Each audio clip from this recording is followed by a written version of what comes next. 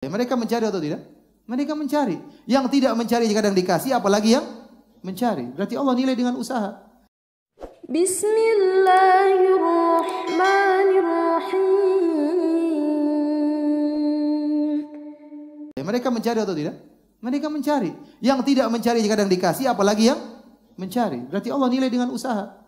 Kita tidak tahu takdir kita kafir atau muslim, tapi kita tahu kalau kita berusaha Allah akan kasih. Ya. Jadi kita tidak akan pernah tahu rahasia tersebut, tapi Allah sudah punya sunnatullah berlaku, aturan Allah kasih. Kamu baik masuk surga, kamu berusaha dikasih hasilnya. Insyaallah. Insyaallah. Yang berikutnya silakan. Jadi anak semua nih? Iya boleh.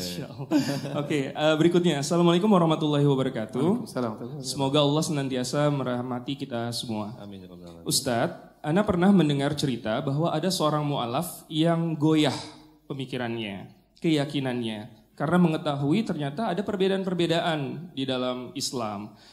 Mungkin bahasa lainnya adalah, ini kok ternyata Islam banyak versi seperti itu. Dan sampai akhirnya kebingungan juga bagaimana Islam yang seperti apa yang kemudian harus dipelajari, yang harus dipilih di antara berbagai macam perbedaan-perbedaan yang ada, baik yang tampak maupun yang tidak tampak. Mohon penjelasan. Saya rasa itu kepandaian seorang yang membawa dia. Tentunya tidak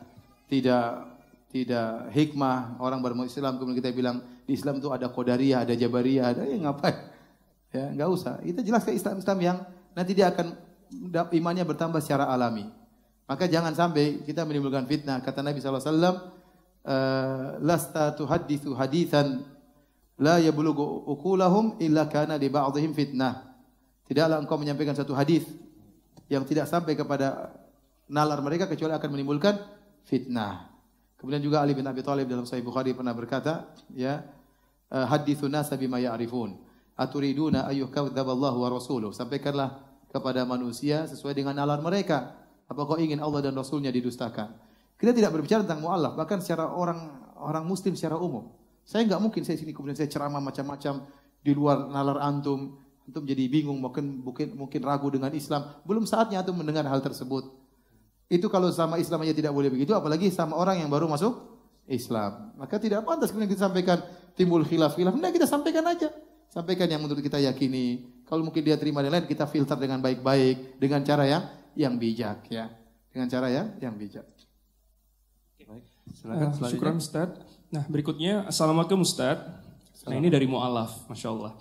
Alhamdulillah Allah memberikan hidayah kepada saya untuk memeluk agama yang paling indah, yaitu Islam. Masya Allah. Saya memeluk Islam sekitar 6 tahun yang lalu, tetapi dalam perjalanan saya setelah masuk Islam belum istiqomah untuk menjalankan perintah sholat, puasa, zakat, dan syariat yang lain.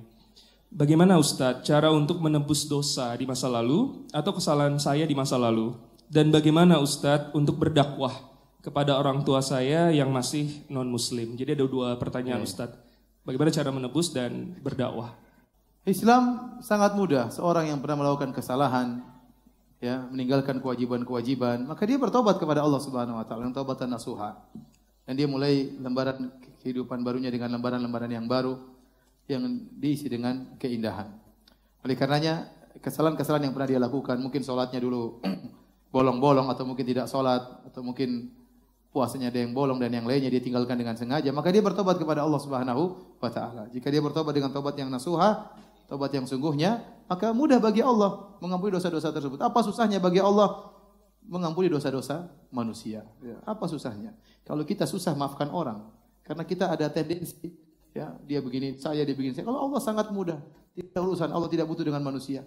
Mau maksiatnya kayak apa saja, kalau Allah mau ampuni sangat mudah. Yang penting kita benar-benar bertobat kepada Allah Subhanahu wa taala. Dan saya sarankan selalu untuk selalu kumpul dengan kawan-kawan di Masjid Al-Azhar atau masjid yang lainnya, karena itu yang membuat kita bisa istiqomah. Di antaranya adalah bergaul dengan orang-orang yang soleh, yang kalau kita lihat mereka kita ingat akan akhirat. Ya. Yang kalau kita lihat mereka kita ingat dengan akhirat. Itu membuat kita. Yang kedua mengenai mendakwahi orang tua, jangan lupa yang pertama doa. Jangan lupa bangun malam, sholat malam, kemudian berdoa kepada Allah, ya Allah beri hidayah kepada bapak dan ibuku misalnya.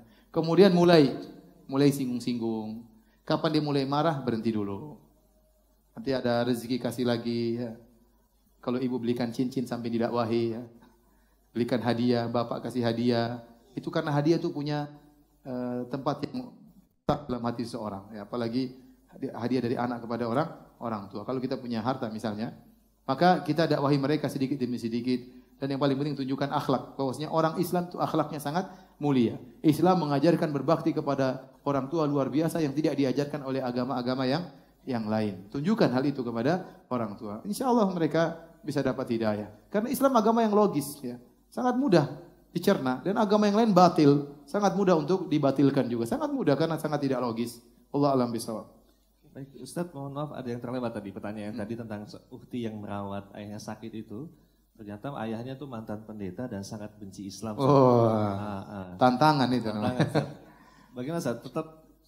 Tetap aja tidak ada masalah. Kita nggak tahu ya? hidayah datang. Mau pendeta mau siapa, kalau dapat hidayah Allah kasih hidayah. Betapa banyak pendeta masuk Islam? Banyak atau tidak? Sangat banyak. Sangat banyak. Ya. Bahkan ada seorang pendeta masuk Islam gara-gara doa. Ada kawan saya juga mu'allaf, dia cerita keluarga dia keluarga pembaptis lah istilah dia. Kemudian tahu-tahu dia masuk Islam. Heboh lah orang-orang. Ini keluarga pembaptis, ternyata ada anaknya masuk Islam. Mereka ketakutan karena mencemarkan nama baik keluarga dan lain-lain. Akhirnya mereka datangkan pendeta muda yang terkenal tatkala itu untuk mengembalikan kawan saya ini kepada agama Nasrani. Datangkanlah pendeta tersebut. Waktu ketemu teman saya cerita langsung. Dia bilang, sudah Pak Pendeta, saya enggak mau dengar dari Pak Pendeta. Kita saling mendoakan saja Pak Pendeta. Pendeta berdoa sama Tuhan, saya berdoa sama Tuhan agar kita dapat hidayah. Kalau Bapak Pendeta yang benar, saya ikut pendeta. Kalau pendeta saya yang benar, pendeta ikut saya. Saya enggak mau dengar. Kita saling mendoakan. Subhanallah, 2 minggu kemudian kalau tidak salah, kakak-kakaknya datang. Fulan, ketuk pintunya. Ada apa? Ada apa? Itu pendeta masuk Islam. Jadi hidayah kalau kita minta kepada Allah, Allah berikan kepada si fulan, bisa Allah kasih. Bukankah Umar bin Khattab masuk Islam? Siapa yang mintakan hidayah? Nabi minta kepada Allah untuk berhidayah kepada siapa? Umar. Mau bapak kita pendeta, kalau kita minta tulus kepada Allah, sambil diskusi sedikit, usaha sedikit, Allah yang sempurnakan. Jadi tidak apa-apa, sampaikan aja. Ya, tapi ingat, melihat maslahat dan mudarat. Namun kemudian tadi tidak langsung frontal, pelan-pelan. Pelan-pelan. Ya.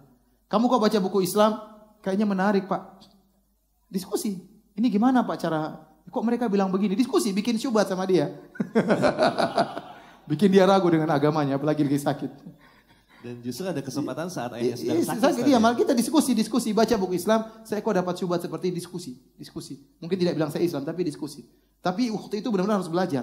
Bagaimana mematahkan apa? Syubhat-syubhat mereka. Ya. Syubhatnya harus lebih kuat daripada syubhat mereka. Istilahnya. Tentu Islam bukan syubhat ya. Enggak.